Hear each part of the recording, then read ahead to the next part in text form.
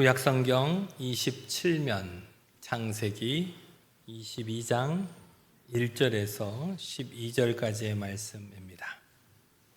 하나님의 말씀을 봉독하겠습니다. 그 일 후에 하나님이 아브라함을 시험하시려고 그를 부르시되 아브라함아 하시니 그가 이르되 내가 여기 있나이다. 여호와께서 이르시되 내 아들 내 사랑하는 독자 이삭을 데리고 모리아 땅으로 가서 내가 내게 일러준 한 산 거기서 그를 번제로 드리라. 아브라함이 아침에 일찍 일어나 나귀의 안장을 지우고 두 종과 그의 아들 이삭을 데리고 번제에 쓸 나무를 쪼개어 가지고 떠나 하나님이 자기에게 일러주신 곳으로 가더니 제3일에 아브라함이 눈을 들어 그곳을 멀리 바라본지라. 이에 아브라함이 종들에게 이르되 너희는 나귀와 함께 여기서 기다리라.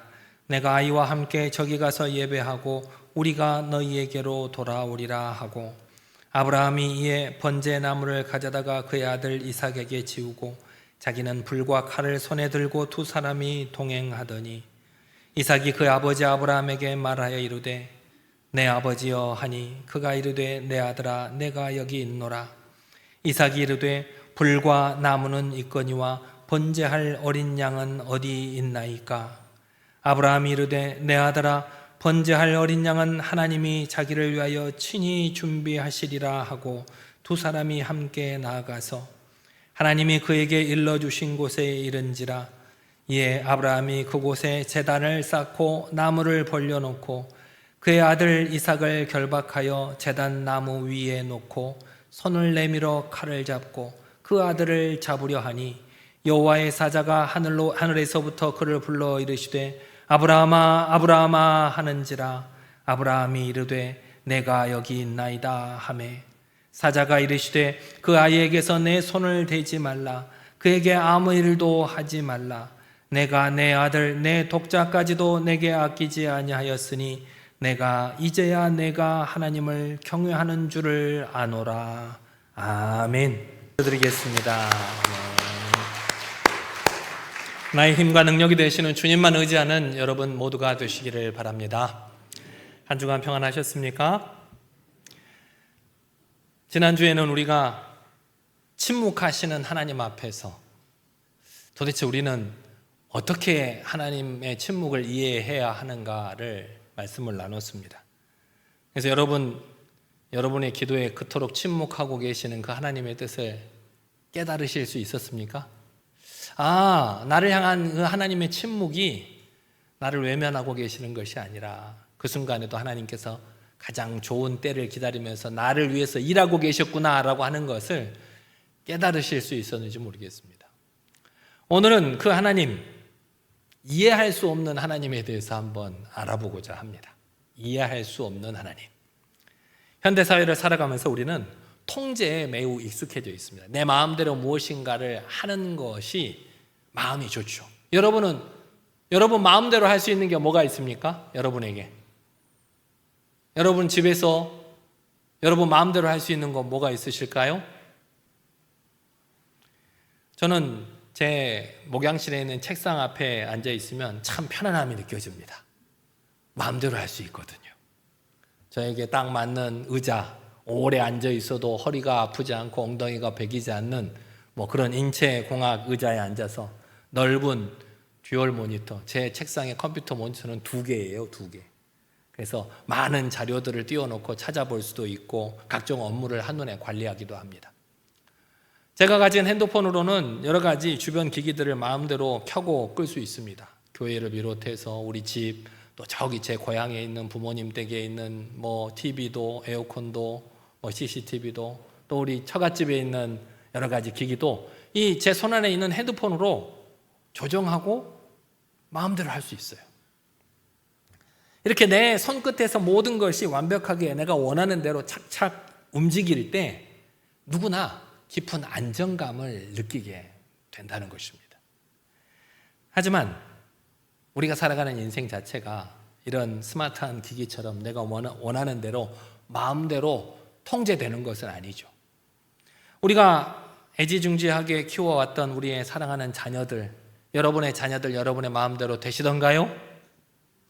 여러분이 그토록 노후의 삶을 위해서 열심히 모았던 재물, 돈이 내 마음대로 벌어지던가요? 그러지 않죠. 그 완벽해 보이던 통제력이 자녀와 이런 재물 앞에서는 여지없이 무너져 내리는 것을 우리는 경험하게 됩니다. 품에 안고 기르던 자녀들 한번 떠올려 보십시오. 우리가 이 아이를 낳고 젖을 물리고 기저귀 갈아주고 밤을 새워서 열을 식혀줄 때만 해도 이 아이는 전적으로 부모의 돌봄 아래에 있었습니다. 부모가 이끄는 대로 따라왔고 부모의 품이 세상의 전부인 것처럼 살아왔습니다. 그런데 그렇게 내가 애지중지하고서 키웠던 그 자녀가 장성해서 청년이 되고 또 더 나이가 들어서 가정을 꾸릴 나이가 되면 상황이 달라집니다. 진학의 문제나 취업의 문제부터 시작해서 결혼 상대자를 고르는 일, 심지어는 신앙생활하는 방식까지 자녀들은 부모의 기대와는 전혀 다른 자신만의 길을 고집하기 마련입니다. 내 뜻대로 그때 여러분들 마음속에 어떤 마음이 찾아오시던가요?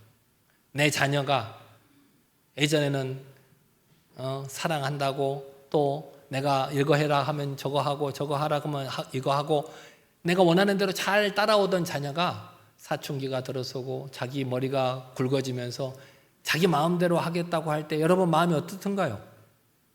서운하죠. 저만 서운한가요? 서운해요. 그런데 그것이 단순한 서운함이 아니라 내가 평생을 바쳐서 희생하고 헌신했는데 왜 내 뜻을 몰라주고 따라주지 않느냐는 억울함과 불안함에서 오는 서운함이더라는 것입니다.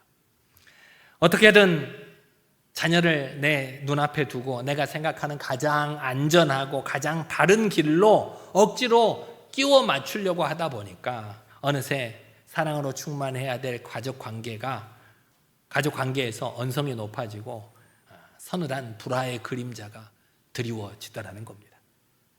부모된 우리가 아무리 좋은 뜻대로 말을 해도 우리 자녀들은 다 뭘로 여겨요? 잔소리한다고 그래요. 잔소리한다고. 재물에 대한 집착도 마찬가지입니다. 젊은 시절에 먹고 싶은 것 안 먹고 입고 싶은 것 안 입고 억척스럽게 재산을 모았죠. 무엇을 위해서 그렇게 열심히 일하고 재산을 모으셨습니까? 내 사랑하는 자녀들을 잘 먹이고 잘 입히려고 뭐라도 하나 더 해주고 싶어서 그리고 내 노후의 삶을 준비하기 위해서 우리가 열심히 일을 했죠. 은퇴 후의 삶이 더 길죠. 요즘은 일하고 열심히 일해서 돈을 벌 때보다 이제 직업이 없고 은퇴하고 난 후의 삶도 굉장히 길어지는 시대가 다가왔습니다. 그 삶을 편안하게 보내기 위해서 열심히 재산을 모았고 차곡차곡 모인 통장의 잔고를 보면서 우리는 안도의 한숨을 쉬기도 했습니다. 그래, 이 정도면 살아갈 수 있겠다. 사랑하는 여러분, 그런데 참 역설적이게도 자식의 인생을 내 마음대로 통제하려고 자식들을 움켜쥐면 쥘수록 나와 자식 관계는 더 멀어지고 말더라는 겁니다. 재물도 마찬가지입니다. 내 노후를 지키겠다고 이 재물을 꽉 쥐고 전전긍긍할수록 평안함이 몰려오는 것이 아니라 오히려 내 영혼이 메말라가고 참된 영혼에서 점점 멀어져 가는 것만 같아질 때가 있더라는 겁니다. 이 모든 것, 나에게 주신 자녀, 나에게 주신 재물, 이것은 다 하나님께서 내게 축복해 주신 은혜인데 하나님께서 은혜로 내게 주신 것들인데 이 아름다운 축복의 선물들이 도대체 왜 내 삶을 옥죄는 무거운 쇠사슬이 되고 있는 것일까요? 오늘 본문에 등장하고 있는 이 믿음의 조상 아브라함 역시 이 깊고 어두운 갈등의 한복판에 서 있는 것을 볼 수 있습니다. 오늘 본문 창세기 22장 2절을 보면 하나님께서 아브라함을 시험하시려고 그를 부르십니다. 그리고 귀를 의심할 수밖에 없는 도무지 이해할 수 없는 청천벽력 같은 명령을 내리십니다. 같이 한번 읽어보실까요? 시작. 여호와께서 이르시되 내 아들 내 사랑하는 독자 이삭을 데리고 모리아 땅으로 가서 내가 내게 일러준 한 산 거기서 그를 번제로 드리라. 여러분 솔직하게 한번 말씀을 해보세요. 여러분 이 명령이 상식적으로 이해가 되십니까? 왜 솔직하게 대답을 안 하세요? 다시 한번 여쭤볼게요. 만약 하나님께서 여러분에게 이런 명령을 하셨다면 여러분은 그 말씀에 순종하실 수 있으시겠습니까? 감사합니다. 아니요라고 대답을 많이 해주셨어.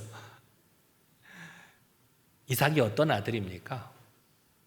아브라함이 100세에 얻은 아들이에요. 남들은 그렇게 자식들도 많이 낳더만 100세가 되도록 자식 딱 하나 얻었어요.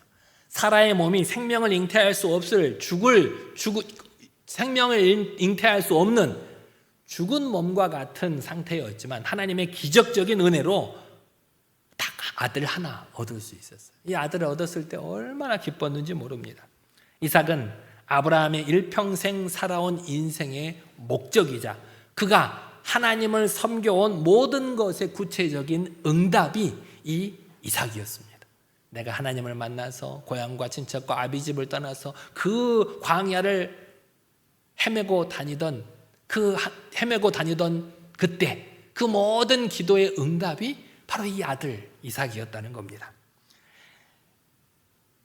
아브라함의 장래의 모든 꿈과 하나님의 약속이 이 아들에게 달려 있었습니다. 왜냐하면 하나님께서 이 아이를 통해서 내 자손이 하늘의 별과 같아질 것이다 라고 약속해 주셨기 때문입니다. 그래서 아브라함은 이 아들만 바라보고 살았어요. 아브라함의 모든 시선이 온통 이삭에게만 향해 있었을 거예요. 우리도 첫 아기를 가졌을 때 그때를 생각나십니까? 저도 큰아들하고 사이가 별로 좋지는 않습니다만 그 큰아들이 처음 태어났을 때 얼마나 예뻐했는지 몰라요. 그렇죠? 항시 눈을 떼지도 않고 안고 이렇게 쓰다듬고 배 위에서 재우고 키웠지요. 아브라함도 마찬가지였습니다. 이삭이 걸음걸이를 뗄 때마다, 이삭이 아버지를 보면서 해맑게 웃을 때마다 아브라함은 온 세상을 다 가진 것처럼 행복했습니다.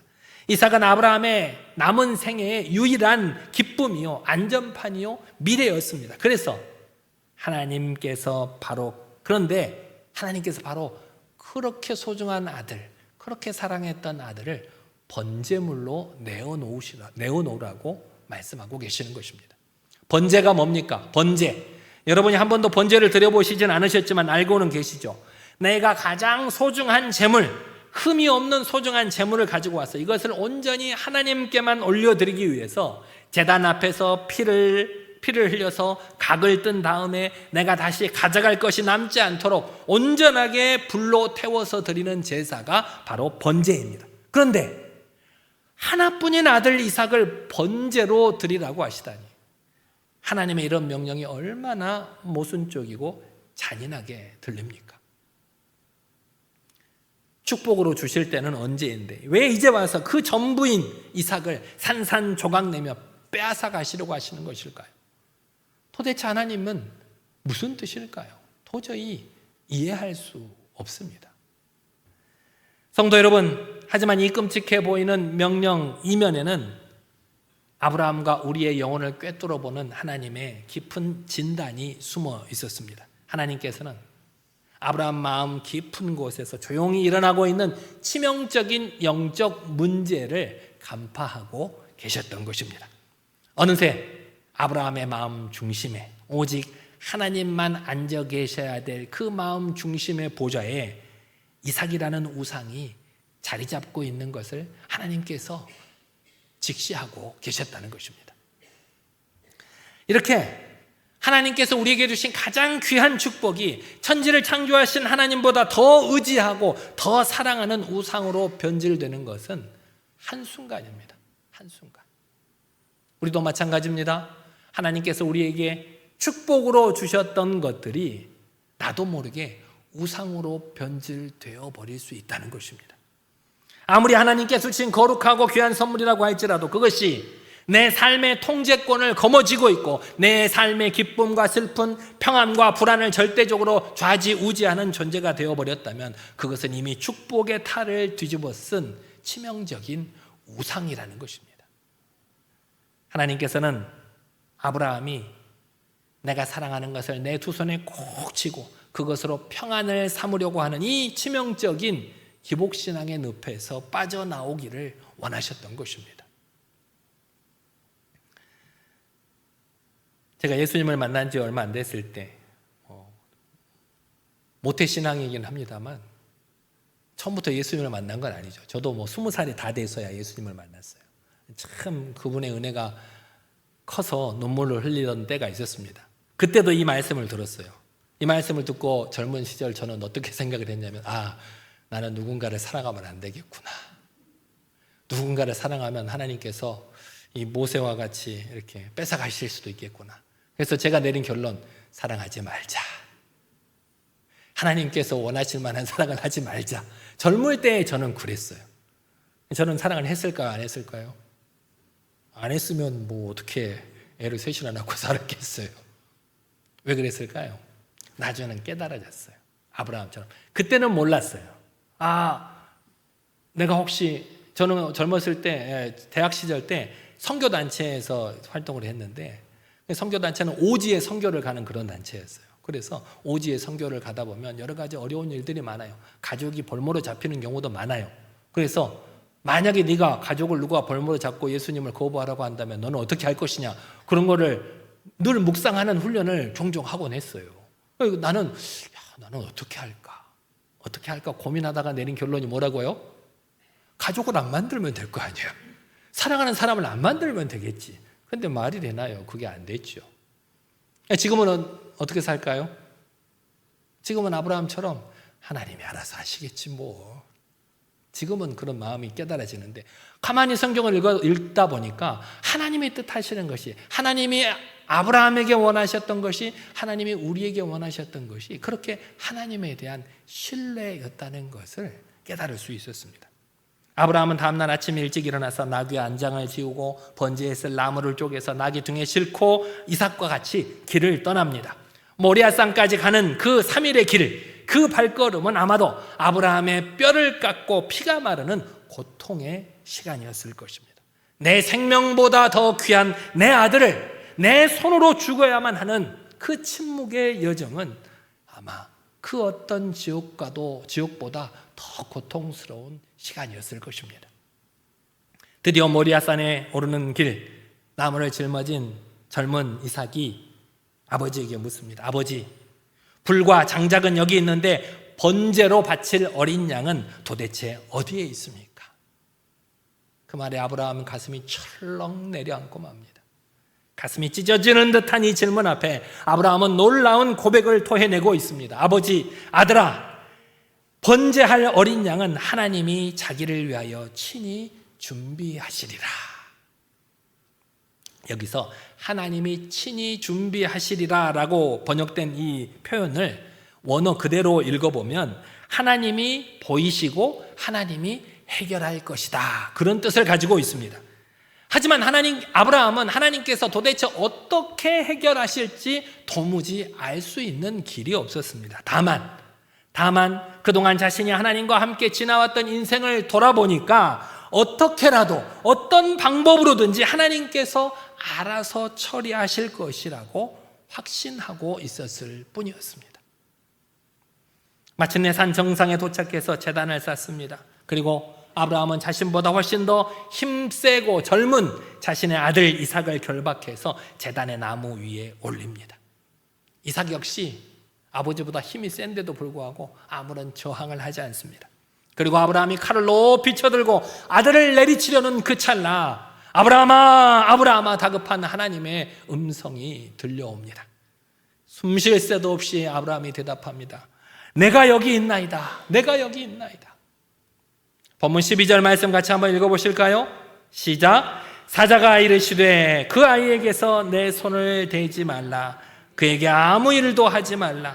내가 내 아들 내 독자까지도 내게 아끼지 아니하였으니 내가 이제야 내가 하나님을 경외하는 줄을 아노라. 그제야 아브라함이 눈을 들어보니까 수풀에 뿔이 걸린 순양 한 마리가 버둥거리고 있는 것을 봅니다. 그리고 아들 이삭 대신 그 순양을 대신 번제로 드립니다. 사실 하나님께서는 처음부터 이삭을 죽이려고 하신 것이 아니었습니다. 하나님께서 이 시험을 통해서 아브라함에게 원하시던 게 있었습니다. 뭘 원하셨을까요? 나보다 나를 사랑하는지 이삭을 사랑하는지를 보려고 하셨을까요? 아니요, 그렇지 않았습니다. 하나님께서 듣고 싶으셨던 것은 네가 나를 얼마만큼 신뢰하고 있느냐, 그 사실을 하나님께서는 알고 싶으셨던 것입니다. 내가 놓치지 않으려고 내가 꼭 쥐고 있었던 그 통제권, 내 생명처럼 의지하고 있던 그 기복의 대상으로 삼았던 그 사랑하는 아들, 그 우상을 하나님 앞에서 미련 없이 내려놓는 완전한 항복을 원하셨던 것입니다. 아브라함이 자신의 전부로 여겼던 이삭을 제단에 묶어놓고 두 손을 놓아버린 그 완전한 포기의 순간, 바로 그 순간 비로소 내 삶을 완벽하게 책임지시고 예비하시는 여호와 이레의 하나님을 만나게 되는 순간이었던 것입니다. 사랑하는 여러분, 이것이 바로 우리가 붙들어야 될 진짜 십자가 신앙입니다.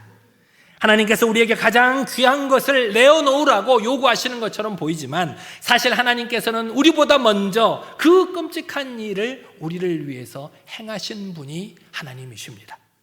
모리아산 정상에서 이삭 대신 순양을 예비하신 그 하나님께서 먼 훗날 십자가가 세워진 갈보리 언덕에서 죽어 마땅한 우리를 살리시기 위해서 당신의 사랑하는 독생자 예수 그리스도를 아낌없이 번제물로 제단 위에 올리셨습니다. 당신의 사랑하는 아들마저 우리를 위해서 십자가에 내어주신 그 하늘 아버지께서 어찌 우리 자녀들의 앞길을 위해서, 우리의 노후를 위해서 선하고 완벽한 길로 인도하시지 않으시겠습니까?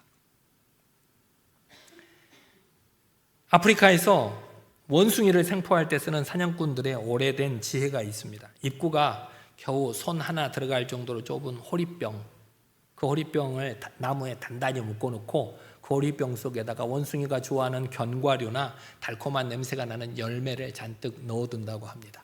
그럼 원숭이가 이 달콤한 냄새를 맡고 다가와서 좁은 입구로 손을 쏙 집어넣어가지고 열매를 한 움큼 꽉 쥡니다.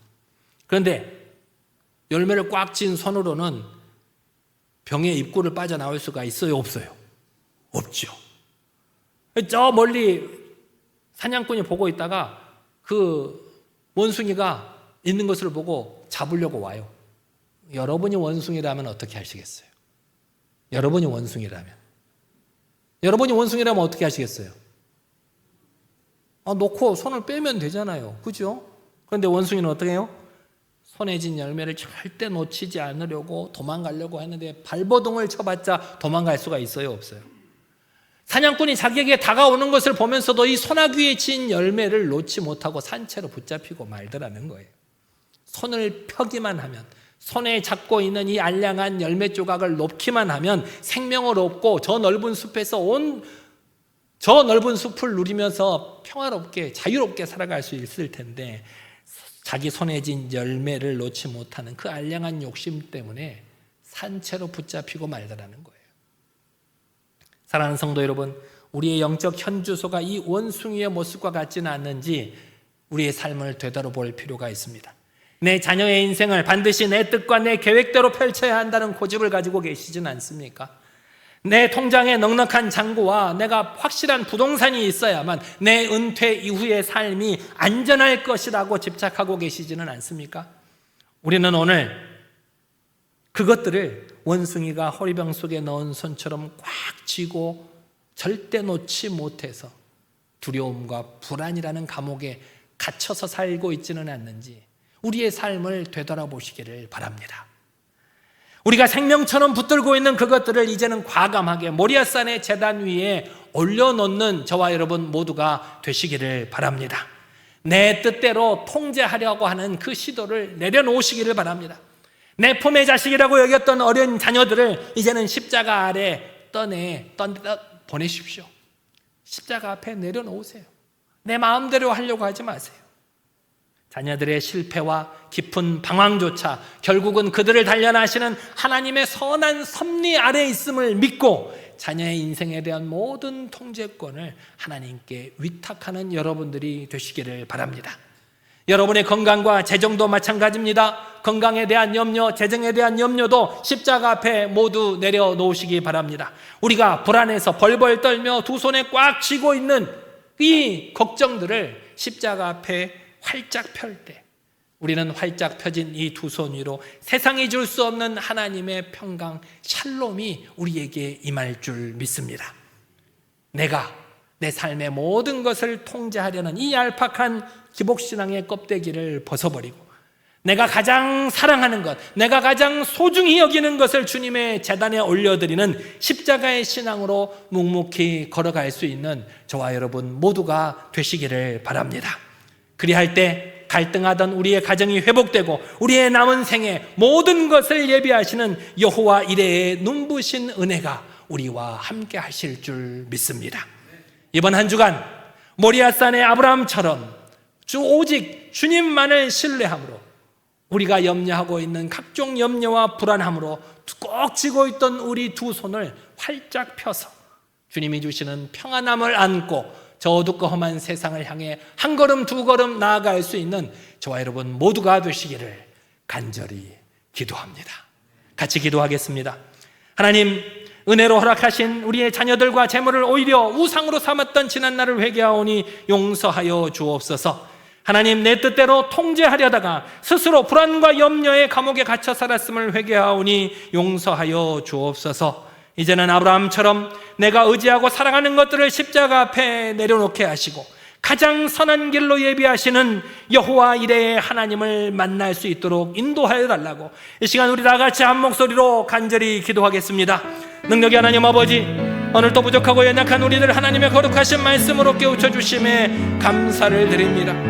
하나님, 우리를 축복하시고 은혜로 우리에게 허락하신 우리 사랑하는 자녀들과 재물이 오히려 우리의 우상이 되었던 지난날을 회개하오니 용서하여 주옵소서. 능력의 하나님 아버지, 내게 주신 은혜, 내게 주신 자녀와 재물을 내 뜻대로 통제하려다가 스스로 불안과 염려의 감옥에 갇혀 살았던 지난날을 회개하오니 용서하여 주옵소서.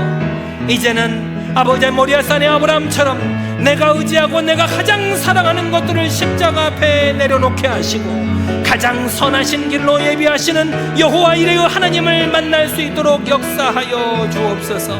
내가 걱정해서 내가 두 손에 꼭 쥐고 있던 모든 것들을 내려놓고 두 손을 활짝 폈을 때 평안함으로 가득 채워주시는 그 하나님을 만날 수 있도록 우리를 인도하여 주옵소서. 한 주간의 삶 동안 우리를 지키시고 보호하실 주님만을 바라볼 수 있는 믿음을 허락하여 주시옵소서.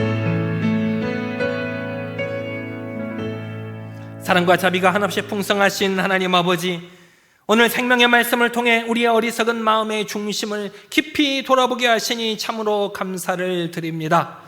그동안 주님께서 은혜로 허락하셨던 귀한 자녀와 재물을 오히려 우상으로 삼아 내 뜻대로 꽉 쥐고 통제하려다가 스스로 불안과 염려의 감옥에 갇혀 살았던 지난날을 철저히 회개하오니 용서하여 주옵소서.